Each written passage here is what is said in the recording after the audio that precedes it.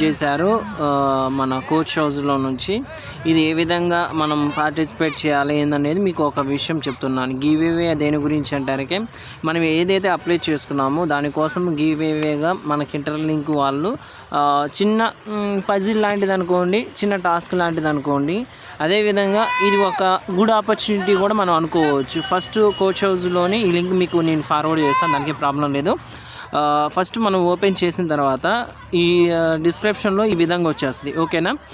మన channel name వచ్చేసి ఇందులో ఇంటర్లింక్ ఇన్ఫర్మేషను, మన ఛానల్ నేమ్ వచ్చేసి, అదేవిధంగా మనకి ఏవైతే గివ్-అవే ఇస్తున్నారో ఫస్ట్ ఇది ఏం చేయాలి, ఇంటర్లింక్ ల్యాబ్స్ని మనం ఫాలో చేయాలి, ఓకేనా.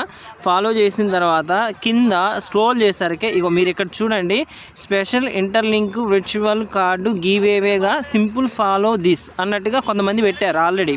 సో ఇక్కడ మనం కూడా చూద్దాము ఏమేమి పెట్టారంటే, ఇక్కడ చాలామంది చూసినట్టయితే కిందకి చూసినట్టయితే చాలామంది కంపెనీ రూల్స్ వేరు, కింద ఇచ్చినటువంటి ట్యాగ్ లైన్స్ వేరు. కంపెనీ ఏం చెప్తుంది, లైక్ చేయాలి, షేర్ చేయాలి.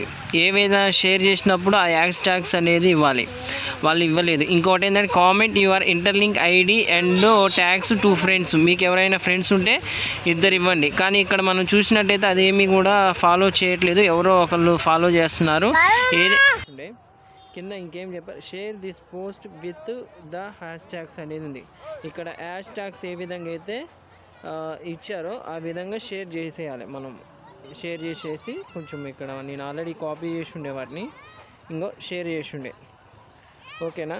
షేర్ చేసిన తర్వాత ట్యాగ్స్ మీరు ఇంకా ఫర్దర్గా ఎవరికన్నా ట్యాగ్స్ ఇవ్వాలనుకుంటే నేను ఇస్తాను. కొన్ని ట్యాగ్స్ అనేది నాకు అవైలబుల్గా లేవు ఇప్పుడు.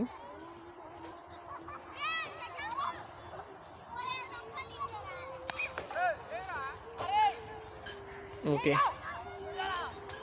ట్యాక్స్ అయితే ఇవ్వాలి కానీ నేను ఇవ్వలేదు. ఏదేమైనా కానీ నేను షేర్ చేస్తున్నాను, పబ్లిష్కి షేర్ చేస్తున్నాను. ఆల్రెడీ షేర్ అయిపోయింది. కింద నాది ఐడి నెంబర్ పెడుతున్నాను, ఓకేనా.